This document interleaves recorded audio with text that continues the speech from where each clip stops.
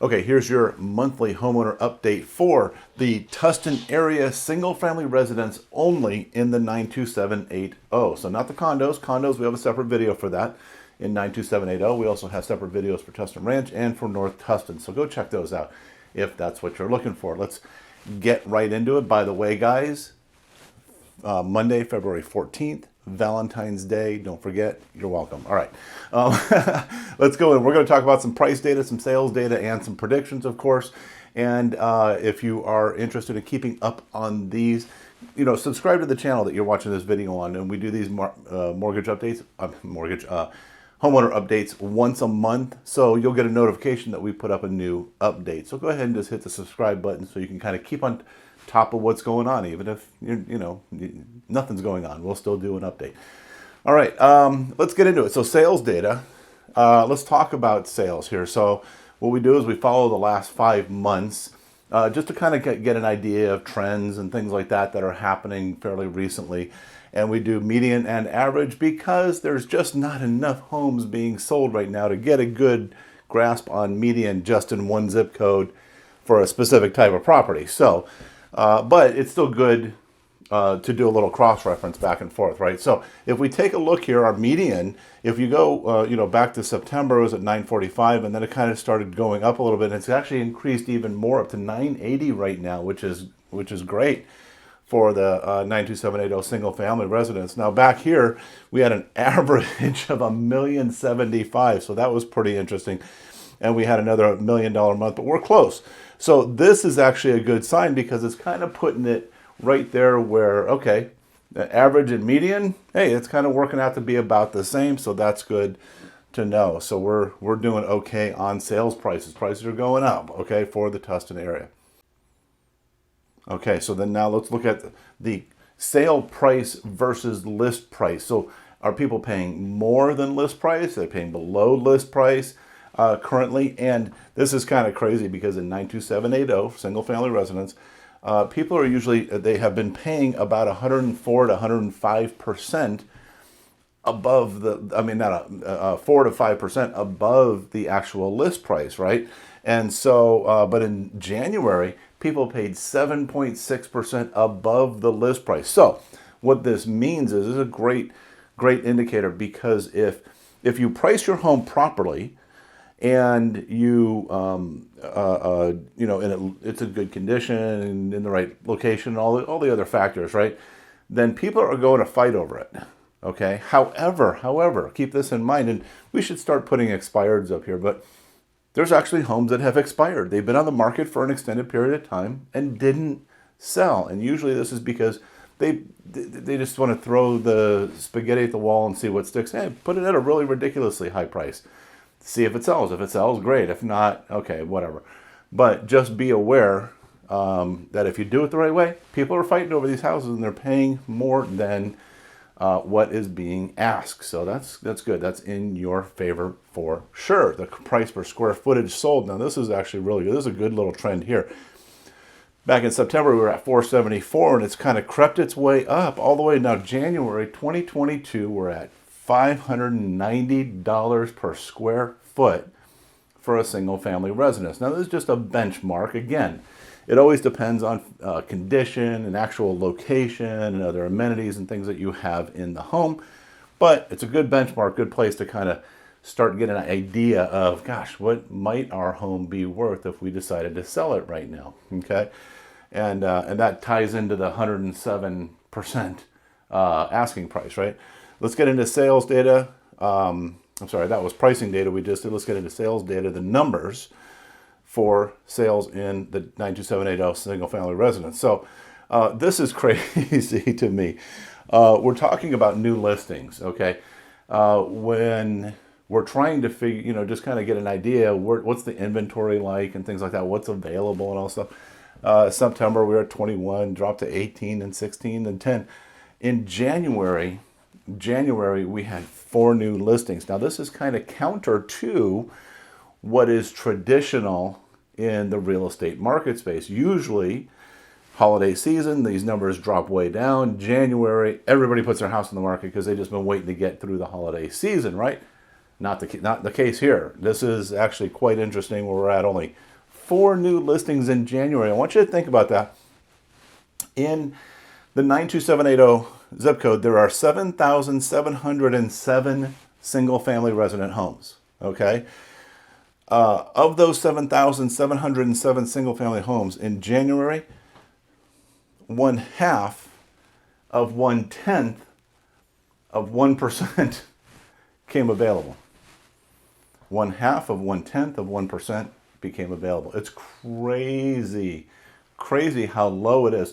Now, as a seller, that's good for you because then there's nobody that you're competing with, right? But just in general, from a market, from real estate market standpoint, it's kind of like, gosh, what in the world is going on here? So we'll see what February brings us, right? Days on the market, we're at 6. It was at 6 back in September, and it kind of crept up as we went into the holidays, and then 8 days in January. So again, still really good. Now that those days could take into account negotiating time, right? So you put your house on the market, and you might get several offers right away, and then you got to figure out what is going to be which offers the right one. So it takes a few days to get through those sometimes and figure that out. So 8 days, that's really, really good.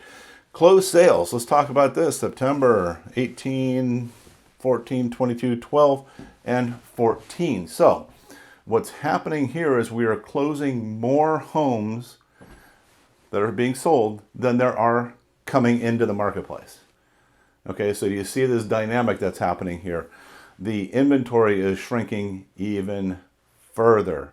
Again, good in your favor if you decide to put your house on the market. You can be kind of aggressive with your pricing. Okay, so 14 closed in January. Now, months supply, and this is just kind of reflects this shrinking inventory. Months supply basically means if you take all the homes that are for sale, in our case, 92705 single family residence, if you take all those and don't put any new listings into the marketplace, how long would it take to sell those homes? And right now we're at half a month. So 15 days, and every single family residence in Tustin, 92780, is sold, gone. Okay, inventory is wiped out. That's fast. That is really fast. So again, still in your favor. You could count on the fact that you could probably, sell pretty quickly. Okay, so now moving on to active listings. So let's take a look. How many active listings were in the market at the end of the month? And you can see again that number is dropping again, shrinking the inventory just even further. Let's go into foreclosures. Now this is a new slide that we have added because it's a relevant topic right now. It is something that we're telling people, keep your eye on. Really keep your eye on. Not necessarily freak out and do all this stuff, because in the Tustin area, foreclosures are so really, really, really low. Okay, but Orange County wise, they're coming up, and there's a very interesting dynamic that's happening with foreclosures right now. But first, let me go through the numbers. So this column is just for Tustin. This column is for all of Orange County, just so you can kind of get a reference here.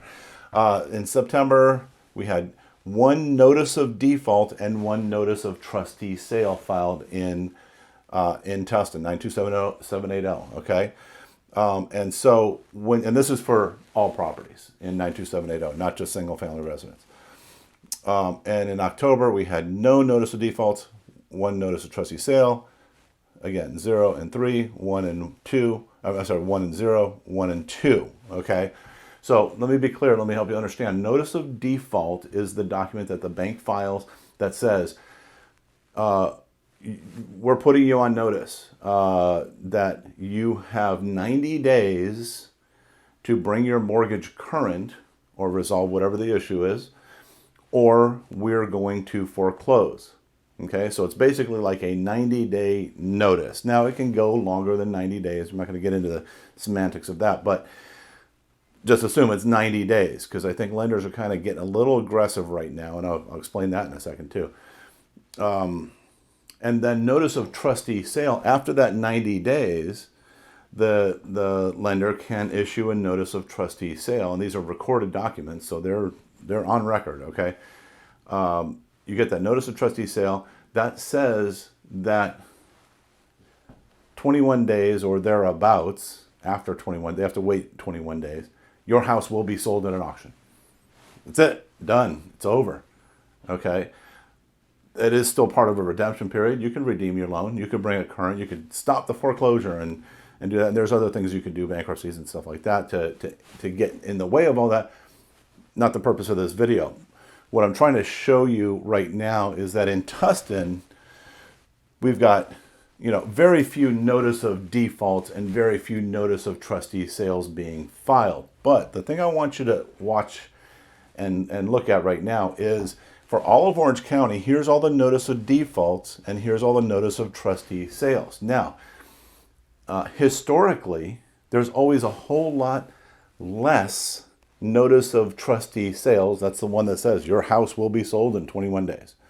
Okay?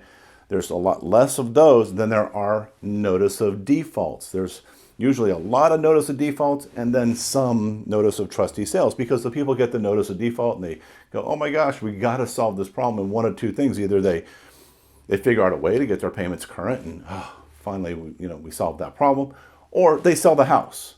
They take the equity, they run. Okay, and I don't blame them for it.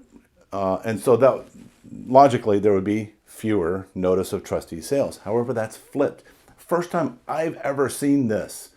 I don't even recall seeing this back in 2008, okay? And it might have, but I just don't recall it. And so when you look at this, you've got, in September, you had 120 notice of trustee sales and only 53 notice of defaults. That's interesting, okay? Same thing, more than that, more than that, more than that, more than that. That's not normal. That is not normal. Now, what this could be is it could be lenders playing catch up.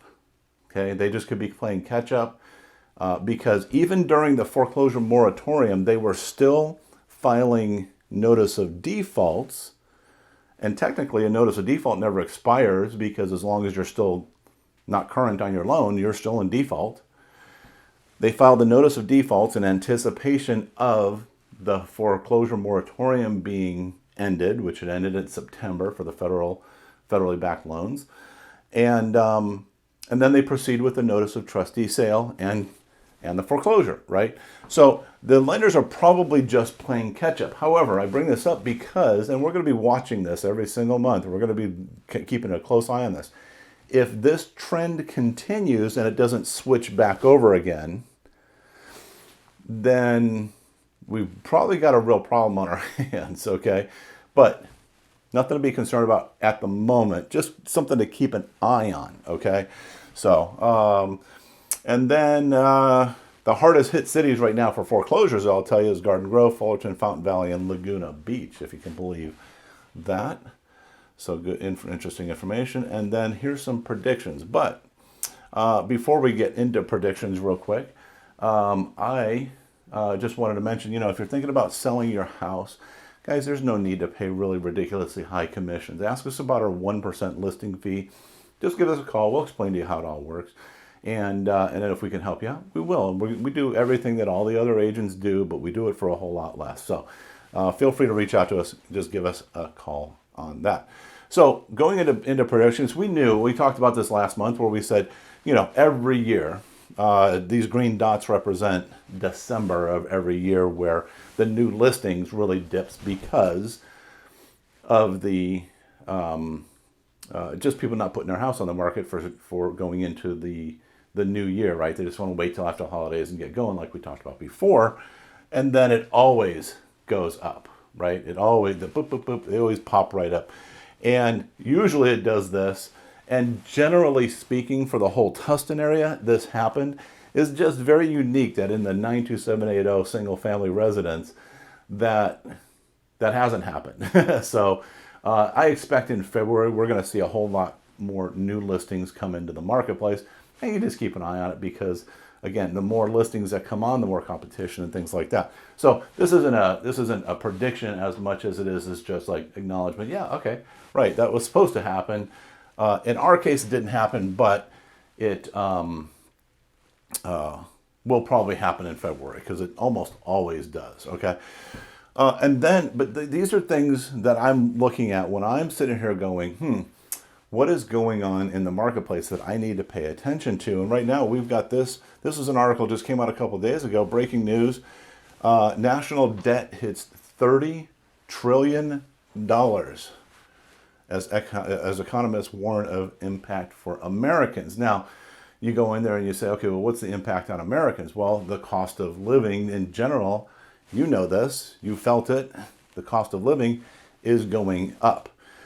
So as this cost of living increases, how does that affect people's ability to afford to buy your home? Okay, it's a real something to be thinking about. Okay, because people are going, man, I can't even afford to go out and eat anymore like I used to. So we're going to kind of take it easy, let alone go and buy your house that's overly priced. Now, well, when we say that, it's obviously overpriced for somebody. Okay. But because of inventory, we're still got that all in our favor. It's still all in our favor. But just we got to watch for that flip, because there's cycles happen, things flip, and all of a sudden, now we're on a downward slope. Things go down a whole lot faster than they go up. I can tell you that. I've been through it several times. And then you've got this, just came out today, February 2nd. Oh boy. Sounds like fun. U.S. troops to deploy to Eastern Europe and Ukraine crisis. So I read an article the other day that said that Putin was talking about how U.S. is trying to provoke us into a war. Dear God, that's the last thing we need. That is the last thing we need. So I don't know how this affects us. I really don't. But I know that it will have some sort of effect. If you've got an idea of what it will do to us as far as an economy, put it down in our in the comments on this video. We'd love to hear about that and react to it later. So U.S., yeah, boy, wow, okay. And then you've got these articles. These are, wait a minute, did I skip one? No. We've got mortgage rates reached a 22-month high of 3.75 last week, faster than experts predicted. Okay, mortgage rates for February 2022. Rates headed higher. I mean, you got all these articles that are saying this. Rates rise. And this is important to understand in the housing market, is because whether they're accurate or not, and the rates could drop back down again tomorrow, right? And I've seen it. We've all seen it. Okay. But rates could drop back down. And if they do, great. But what this does is it creates perception in a buyer's mind of what rates are supposed to be, or what rates are supposed to look like, or can they afford things. It creates that story in their head, which now potentially pulls buyers out of the marketplace, reducing competition amongst them, and reduces our buyer pool. Okay, so we got to just kind of be aware of that. Prediction: California housing market will cool in 2022. That's another one. And then you've got things like this. It says investors remain bullish on the real estate market. Now, this is an interesting topic, because they're saying that a lot of investors are buying up a lot of areas, and like in huge quantities. Okay, like some parts of the United States, not here in Orange County that I know of, but in some parts of the United States, they're talking about how investors own, 30 to 40. In one place, they were saying like 47% of all the properties in a particular metropolitan area. And, the downside to that is that it takes resale inventory out of the marketplace. Okay, so there's always a cycle where somebody buys a house and eventually they turn around and sell it at some point in time, right? So buy, sell, and there's always this money moving back and forth and everything. But you've got these big companies who are buying these areas, and now that real estate sits stagnant. Okay, and so in my opinion, I don't know if that's such a good thing, because then at what point in time do they end up owning everything and there's nothing left to own? I don't know. What do you think about that? All right, so and then SoCal's housing inventory catastrophically low level to start the year. Low level, catastrophic for buyers, right? Because again, when we have 4 new listings coming into the marketplace, and you got 200 buyers who are looking to buy a single family residence in Tustin, probably more than that, and you have nothing to choose from, it's a bloodbath. It's catastrophic for them. So And then this beauty. Oh, gosh, I love this. SB9. The brilliant logic. So what SB9 says is that you can't limit a single family resident zoning to just a single family resident house. Okay, so let me clarify. What it allows people to do now is they can take a house that has a lot that has a house on it, a single house, right? Just a normal, regular single house sitting there on this lot. And now they can divide that lot into 2 parcels and then put 2 units on each lot, essentially making what was just a house lot into a 4-unit development. Okay? And the idea behind this is to solve the housing crisis. Okay? You know what? Hey, my opinion, I think this is horrible.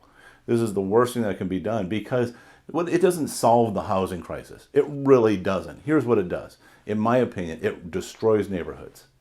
Because I'll tell you what, if I'm sitting here and my neighbor's house gets sold and it's sold to an investor of some kind, and instead of him going, hush, let me, instead of rehabbing this house, let me just scrape it, subdivide it, put 4 units on there, and now you've got, renters living right next door, and then another one down the street, and then another one down the street, and then now you have parking issues, and you have, just other things. It changes the whole dynamic of a neighborhood.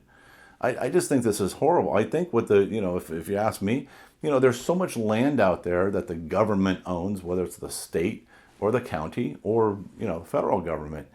If we're worried about developing high density housing to allow for all these people who can't afford to live, buy a house, who weren't able to figure out how to get to a place where they can afford one of these houses here in Orange County, then you know what? Then take some of that land and build high density housing on it. Take that land. Don't put it on our land in our neighborhoods to completely change the whole dynamic of the neighborhood.